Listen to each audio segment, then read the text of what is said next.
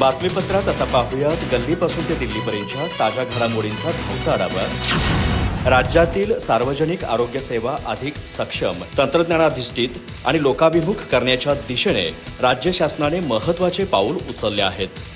कृत्रिम बुद्धिमत्ता artificial intelligence चा आधार घेत आधुनिक उपाययोजनांचा प्रभावी वापर करण्यासाठी राज्य शासन आणि वाधवानी AI या सामाजिक हेतूने कार्य करणाऱ्या ना नफा ना तोटा संस्थेमध्ये मुख्यमंत्री देवेंद्र फडणवीस, सार्वजनिक आरोग्य आणि कुटुंब कल्याण मंत्री प्रकाश आंबेडकर यांच्या उपस्थितीत सामंजस्य करार करण्यात आला। मुख्यमंत्री फडणवीस यांच्या संकल्पनेतून करण्यात आलेल्या या सामंजस्य कराराअंतर्गत क्षयरोग, TB, मातृ, नवजात आणि बाल आरोग्य, प्राथमिक आरोग्य सेवा, ई-हेल्थ आदी क्षेत्रांमध्ये AI तंत्रज्ञानाचा समावेश करून आरोग्य सेवांचा दर्जा अधिक उंचावण्यात येणार आहे। राज्यातील शेवटच्या घटकापर्यंत दर्जेदार, वेळेवर आणि प्रभावी आरोग्य सेवा पोहोचवणं हा या भागीदारीचा मुख्य उद्देश आहे। डिजिटल महाराष्ट्र आता पुढील टप्प्यात प्रवेश करत असून कृत्रिम बुद्धिमत्ता सार्वजनिक आरोग्यासाठी फोर्स मल्टिप्लायर ठरणार आहे। वाधवानी AIच्या सहकार्याने AI सक्षम आरोग्य व्यवस्था उभारणार असल्याचं फडणवीस म्हणाले। सार्वजनिक आरोग्य आणि कुटुंब कल्याण मंत्री प्रकाश आंबेडकर यांनी म्हटलं की क्षयरोग, प्राथमिक आरोग्य सेवा आणि मातृबाल आरोग्यासाठी AI साधनांचा वापर केल्यास लवकर निदान, सुलभ सेवा आणि अग्रिम कर्मचाऱ्यांना वेळेवर मार्गदर्शन मिळेल। ही भागीदारी राज्याच्या सार्वजनिक आरोग्य व्यवस्थेला अधिक सक्षम बनवेल। वाधवानी AIचे प्रमुख शेखर शिव सुब्रमण्यम यांनीही या सहकार्याबद्दल समाधान व्यक्त करताना सांगितलं की महाराष्ट्र शासनाबरोबरची ही भागीदारी नवोन्मेष, समता आणि दीर्घकालीन परिणाम साधणाऱ्या आरोग्य सुधारणांसाठी महत्त्वाची ठरेल। पश्चिम आशियातील वाढत्या तणावामुळे आणि युद्धजन्य परिस्थितीमुळे जगभरातील इंधन पुरवठ्यावर परिणाम होत असल्याचं दिसून येत आहे। त्याचे पडसाद भारतातही उमटत असून LPG गॅसच्या उपलब्धतेबाबत अनेक ठिकाणी अडचणी निर्माण झाल्याच्या तक्रारी येत आहेत। घरगुती तसंच व्यावसायिक वापरासाठी गॅस सिलेंडर मिळण्यात अडथळे येत असल्यामुळे नागरिकांना त्रास सहन करावा लागतो। अनेक ठिकाणी सिलेंडरसाठी नागरिकांना रांगा लावाव्या लागत असल्याचं चित्र आहे। मात्र सरकारकडून परिस्थिती नियंत्रणात असल्याचा दावा केला जातोय। याच पार्श्वभूमीवर खासदार सुप्रिया सुळे यांनी सरकारवर थेट प्रश्न उपस्थित केलेत। माध्यमांशी संवाद साधताना सुप्रिया सुळे म्हणाल्या की देशातील अनेक भागात LPG पुरवठ्याबाबत अडचणी दिसत आहेत। बारामती आणि शिरूर परिसरात गॅसचा तुटवडा स्पष्टपणे जाणवत असल्याचं त्यांनी सांगितलं। अशा परिस्थितीत सरकारनं तुटवडा नाही असं का सांगितलं जातं, असा सवाल त्यांनी उपस्थित केला। LPG वितरणाची संपूर्ण यंत्रणा विस्कळीत झाल्यासारखी परिस्थिती आहे। या विषयावर संसदेत चर्चा व्हावी अशी मागणी आम्ही केली असं त्यांनी स्पष्ट केलं। सुळे यांनी पुढे सांगितलं की आपण सरकारवर आरोप करण्यासाठी नव्हे तर वास्तव मांडण्यासाठी बोलत आहोत। माध्यमांनीही कोणत्याही दबावाला बळी न पडता परिस्थिती दाखवून दिल्याबद्दल त्यांनी आभार व्यक्त केले। आज देशातील सामान्य नागरिक आणि गृहिणी मोठ्या अडचणीत आहेत। वास्तविक परिस्थिती लपवून ठेवण्यापेक्षा सरकारनं पुढे येऊन सत्य स्वीकारावं आणि योग्य उपाययोजना कराव्यात असं त्यांनी नमूद केलं। महाराष्ट्राचे मुख्यमंत्री देवेंद्र फडणवीस यांनी राज्यातील विविध भागातील परिस्थितीचा आढावा घ्यावा अशी विनंतीही त्यांनी केली। मुंबईतील नायगाव येथील BDD चाळ पुनर्विकास प्रकल्पाला महत्त्वाचा टप्पा गाठताना 864 कुटुंबांना नव्या घरांच्या चाव्या देण्यात आल्या। मुख्यमंत्री देवेंद्र फडणवीस यांच्या हस्ते डॉ. बाबासाहेब आंबेडकर BDD संकुलातील पुनर्वसन सदनिकांचं वितरण करण्यात आलं।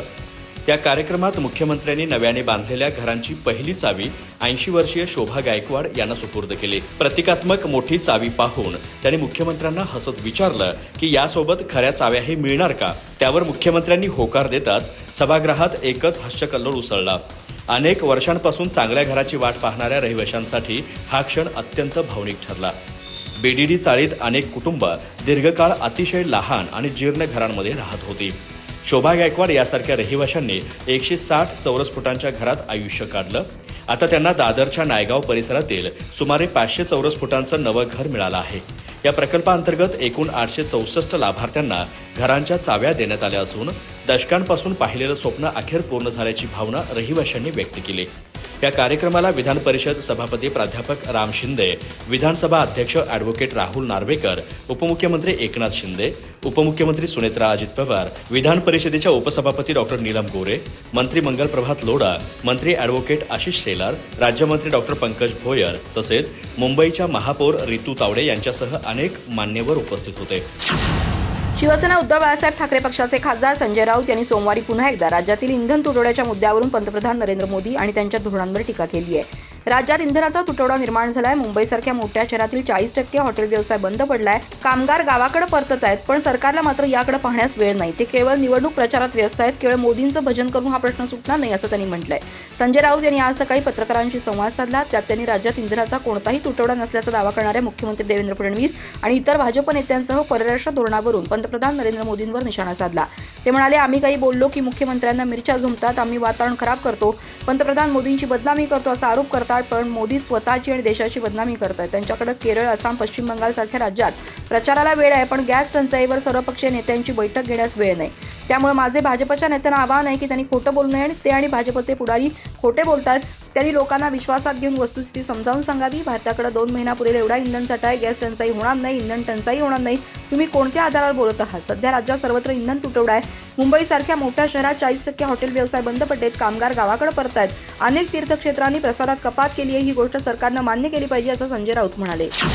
सत्ताधारी राष्ट्रवादी काँग्रेसचे आमदार अमोल मिटकरी यांनी सोमवारी सर्वसामान्य माणसांना न्याय मिळवून देणाऱ्या दिवंगत अजित पवारांनाच न्याय मिळत नसल्याची खंत व्यक्त केली. आज तुमच्यासारखी दुर्घटना इतर कोणासोबत घडली असती तर तुम्ही सर्वांना सुतासारखं सरळ केलं असतं, चर्चा लावली असती, पण आता तुम्हालाच न्याय मिळत नाही. आम्हाला मोठ्या मनानं माफ करा असंही ते म्हणालेत. अजित पवार यांचे गत 28 जानेवारी रोजी बारामती येथे झालेल्या विमान अपघातात निधन झालं. तेव्हापासून आमदार अमोल मिटकरी हे हा अपघात नव्हे तर घातपात असल्याचा संशय व्यक्त करत आहेत. त्यांनी हा मुद्दा विधान परिषदेत उपस्थित करत त्यावर चर्चा करण्याचीही मागणी केली आहे. पण गत 2 आठवड्यांपासून सातत्याने ही चर्चा पुढे ढकलली जातीये. यावर त्यांनी तीव्र नाराजी व्यक्त केली. या पार्श्वभूमीवर त्यांनी उपरोक्त भावना व्यक्त केली आहे. तसेच सर्वसामान्यांना न्याय मिळवून देणाऱ्या अजित पवारांनाच आज न्याय मिळत नसल्याचा आरोप त्यांनी केला. अमोल मिटकरी सोमवारी एका पोस्टद्वारे म्हणाले, आदरणीय दादा, आम्हाला माफ करा. आता आवाज काढावा इतका पण आवाज शिल्लक नाही. लोकांच्या प्रपंचाला आणि सामान्य अतिसामान्य माणसाला न्याय देणारे तुम्ही, दुर्दैवाने तुम्हालाच न्याय नाही. आज इतर कोणासोबत अशी दुर्घटना घडली असती आणि तुम्ही आज असता तर सगळे सुतासारखे सरळ केलं असतं आणि चर्चा लावली असती. मात्र ह्यामागील अदृश्य शक्ती ओळखता येत नाहीये. दादा, खरंच मोठ्या मनाने माफ करा. आम्ही कपाळ करंटे असंही त्यांनी म्हटलं आहे. अमोल मिटकरींनी आपल्या पोस्टमध्ये एक फोटोही जोडला आहे. त्यात त्यांनी वेगवेगळे मुद्दे मांडलेत. उपमुख्यमंत्री अजितदादांच्या विमान अपघात दुर्घटनेची चर्चा 3ऱ्या आठवड्यात, पण दुर्दैवाने कामकाजात एकही ठोस चर्चा नाही. अदृश्य शक्ती चर्चा लावू देत नाहीत अशी शंका उपस्थित करावी का की सरकार झोपेत आहे? सरकार जागे व्हा, सत्य बाहेर आणा, जबाबदारी निश्चित करा असंही ते म्हणालेत. या फोटोमध्ये अजित पवार आणि त्यांच्या पुढे विमान अपघात फाईल असंही दिसून येत आहे.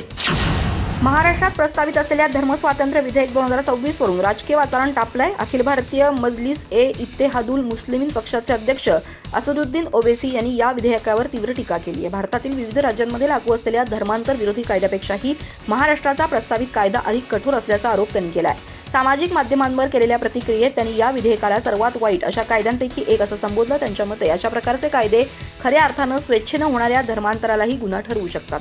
ओवेसी यांनी सांगितलं की अनेक राज्यातील धर्मांतर विरोधी कायद्यामुळे आधीच आंतरधर्मीय विवाह करणाऱ्या जोडप्यांवर दबाव निर्माण होतो. धर्मांतर करण्यासाठी आधी परवानगी घेण्याची अटही काही ठिकाणी आता महाराष्ट्रातील प्रस्तावित कायद्यात आणखी काही कठोर तरतुदी करण्यात आल्याचा आरोप त्यांनी केला. विशेषतः शिक्षणाद्वारे ब्रेन वॉश करून धर्मांतर घडवणं या शब्दप्रयोगावर त्यांनी आक्षेप घेतलाय. त्यांच्या मते हा शब्दप्रयोग अतिशय व्यापक आणि अस्पष्ट असल्यानं त्याचा गैरवापर होण्याची शक्यता आहे. या संदर्भात उदाहरण देताना ओवेसी म्हणाले की एखादी व्यक्ती एखाद्या धर्माचा पवित्र ग्रंथ वाचते किंवा एखाद्या विद्वान व्यक्तीकडून त्या धर्माविषयी माहिती घेते तर त्यालाही ब्रेन वॉश मानलं जाईल का असा प्रश्न त्यांनी उपस्थित केला. अशा प्रकारचे शब्द वापरल्यामुळे लोकांना मनमानी पद्धतीनं अटक करण्याचा मार्ग मोकळा होऊ शकतो असा त्यांचा दावा आहे. त्यामुळे या विधेयकाचा उद्देश लोकांना घाबरवणं आणि धर्मांतराच्या स्वातंत्र्यावर बंधन आणणं असा असल्याचा आरोप त्यांनी केला. पंतप्रधान नरेंद्र मोदी यांनी रविवारी सांगितलं की लोकसभा अध्यक्ष ओम बिर्ला यांच्या विरोधातील प्रस्ताव स्वार्थाने प्रेरित होता. काही लोक लोकशाही संस्थांना त्यांच्या संकुचित कक्षेत मर्यादित ठेवू इच्छितात. पंतप्रधान मोदींनी अध्यक्ष बिर्ला यांना लिहिलेल्या पत्रात या गोष्टी नमूद केल्या. हे पत्र काँग्रेसच्या नेतृत्वाखालील विरोधकांनी अध्यक्षांना पदावरून हटवण्यासाठी आणलेला प्रस्ताव फेटाळल्यानंतर काही दिवसांनी लिहिलेला आहे. यात पंतप्रधानांनी म्हटलं, प्रस्ताव फेटाळल्यानंतर तुमचं वक्तव्य लोकशाही मर्यादांचं सखोल आणि संतुलित स्पष्टीकरण होतं. लोकशाही विचारांवर विश्वास ठेवणाऱ्या प्रत्येक नागरिकाला हे जाणवलं की या अविश्वास प्रस्तावामागे वैयक्तिक स्वार्थ आणि अहंकाराची भावना कार्यरत होती. विरोधकांनी लोकसभेत ओम बिर्ला यांना पदावरून हटवण्यासाठी अविश्वास प्रस्ताव आणला होता, जो 11 मार्च रोजी ध्वनिमताने फेटाळण्यात आला. विरोधकांच्या 119 खासदारांनी आरोप केला होता की अध्यक्ष सभागृहाला चालवताना पक्षपात करत आहेत आणि विरोधकांना बोलण्याची पुरेशी संधी दिली जात नाहीये. लोकसभा अध्यक्ष ओम बिर्ला यांनीही सर्व लोकसभा खासदारांना एक पत्र लिहिलंय. यात त्यांनी म्हटलं आहे की आपल्या संसदेत व्यक्त होणारा प्रत्येक आवाज 140 कोटी लोकांच्या आशा, आकांक्षा आणि अपेक्षांचं प्रतिनिधित्व करतो. त्यांनी लिहिलं आहे की मी हे पत्र लोकशाही व्यवस्थेप्रती आपली सामायिक जबाबदारी लक्षात घेऊन लिहित आहे. गेल्या काही काळांपासून काही सदस्य संसदेच्या आत आणि बाहेर तिची प्रतिष्ठा कमी करत आहेत. शिवसेना उद्धव बाळासाहेब ठाकरे पक्षाचे नेते अंबादास दानवे यांना अज्ञात व्यक्तीनं फोनवरून जीवे मारण्याची धमकी दिली आहे. स्वतः अंबादास दानवे यांनी सोमवारी सकाळी एका वृत्तवाहिनीशी बोलताना याची माहिती दिली आहे. या प्रकरणी त्यांनी छत्रपती संभाजीनगरच्या पोलीस आयुक्तांकडे तक्रार दाखल केली आहे. या घटनेमुळे ठाकरे गटात एकच खळबळ माजली आहे. या संबंधीच्या माहितीनुसार अज्ञात व्यक्तीने रविवारी मध्यरात्री 2च्या सुमारास फोनवरून अंबादास दानवे यांना जीवे मारण्याची धमकी दिली. या प्रकरणी छत्रपती संभाजीनगर येथील क्रांती चौक पोलीस ठाण्यात गुन्हा दाखल करण्यात आला. त्यानंतर पोलिसांनी खबरदारी म्हणून दानवेंच्या घराबाहेर बंदोबस्त तैनात केलाय. तसंच ही धमकी कुणी दिली याचा तपासही सुरू केलाय. फोन कॉल कोणत्या क्रमांकावरून आला, तो कुठून करण्यात आला आणि त्यामागे कुणाचा हात असू शकतो, अशा विविध प्रश्नांचा माग पोलीस काढण्याचा प्रयत्न करतात. या कामी सायबर सेलचीही मदत घेण्यात येत असल्याची माहिती आहे. अंबादास दानवे यांनी एका मराठी वृत्तवाहिनीशी संवाद साधताना हा प्रकार मागील काही दिवसांपासून सुरू असल्याचा आणि आपण त्याला गांभीर्यानं घेत नसल्याचं सांगितलंय. गत काही दिवसांपासून मला अज्ञात व्यक्तीकडून धमक्या येत होत्या. आज पहाटे 2च्या सुमारास मला पुन्हा फोन आला. त्यामुळे खबरदारी म्हणून आम्ही पोलीस आयुक्तांकडे तक्रार दाखल केली आहे.